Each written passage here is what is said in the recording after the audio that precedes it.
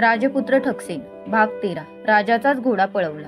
राजा विक्रमाने ठरवले, या चोराला प्रधान, कोतवाल किंवा इतर लोक पकडू शकले नाहीत, तेव्हा आता आपण स्वतःच प्रयत्न करावा। ठकसेनाला बघायची राजाला उत्सुकता लागली असल्याने त्याने ठकसेनाला आव्हान दिले।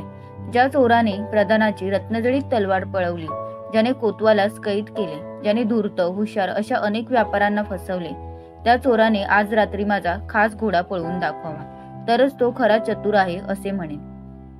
शहराच्या वेशीवर तो घोडा बांधून ठेवण्यात येईल।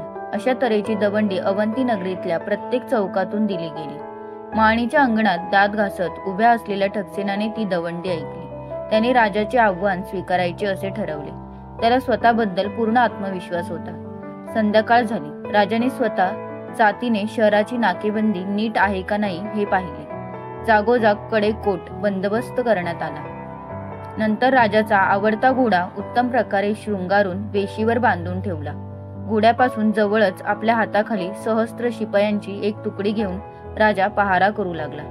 मध्यरात्र झाली, तोपर्यंत काही कुणी आले नाही। राजा हसत म्हणाला, चोर घाबरलेला दिसतोय। तेवढ्यात एक अतिशय गलिच्छ माणूस झोकांड्या देत वेडेवाकडे गात आपल्या अंगावरच्या मळक्या चिगा सावरीत राजाजवळून जाऊ लागला। त्याच्या हातापायाला एखाद्या महारोग्याप्रमाणे फडकी गुंडाळलेली होती।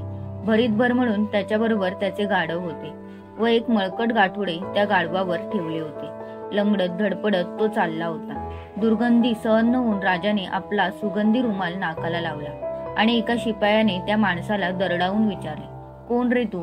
मी भिकारी आहे मायबाप। मग निघालास कुठे? दिवसभर गावात भीक मागितली, शिळे तुकडे खाल्ले, नंतर रस्त्यावरील केर कचऱ्यात या चिंध्या सापडल्या, त्या घेऊन वेशीजवळ धर्मशाळा आहे तेथे चाललो आहे सरकार। गरीबाला माफ करा, पण मी रोजच तेथे झोपायला जातो। भिकाऱ्याचा केविलवाणा चेहरा पाहून राजालाच त्याची दया आली। त्याने सांगितले, द्या हाकलून त्याला, झोप म्हणावं धर्मशाळेत। राजाने हुकूम देताच भिकारी मुजरा करून धर्मशाळेकडे चालू लागला।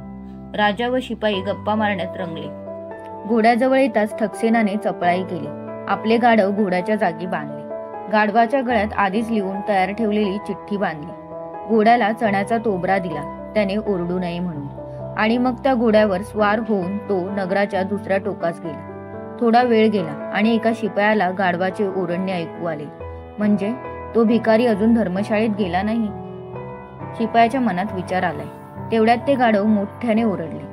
त्याबरोबर राजा व शिपाई सावध झाले आणि घोड्याजवळ गेले, पण तेथे राजाचा घोडा होताच कुठे? घोड्याच्या जागेवर गाढव बांधलेले होते। गाढवाच्या गळ्यात एक पत्र होते। राजाने पत्र काढले व वाचले। राजा विक्रमाला आता हाच घोडा योग्य आहे। रागारागाने राजाने ते पत्र फाडून टाकले। तो भिकारी म्हणजेच ठकसेन होता। प्रत्यक्ष राजाच्या हातावर तुरी देऊन निसटलेल्या त्या चोराला आता चतुर म्हणणे भागच होते। आपली फजिती झाली म्हणून राजा फारच शर्मिंदा झाला व मुकाट्याने आपल्या राजवाड्यात परत आला। श्रोतहो, या गोष्टीचा पुढचा भाग तुम्हाला ऐकायचा असेल तर आमच्या चॅनलला सबस्क्राईब करा आणि आमच्या पुढील व्हिडिओची नोटिफिकेशन तुम्हाला त्वरित मिळावी यासाठी बेल बटन दाबायला विसरू नका। तसेच गोष्ट आवडली असेल तर लाईक, कमेंट, शेअर करा।